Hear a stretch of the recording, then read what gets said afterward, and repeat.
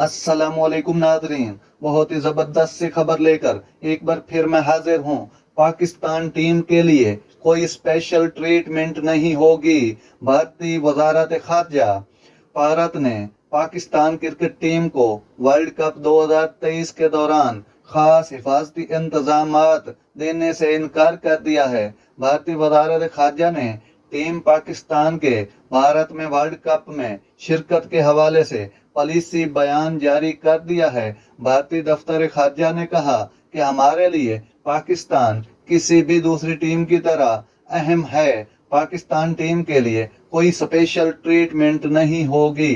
तर्जमान दफ्तर खारजा के मुताबिक पाकिस्तान टीम को जहां जहां दरकार हुआ वहां मुकम्मल फूल प्रूफ सिक्योरिटी को दिया जाएगा।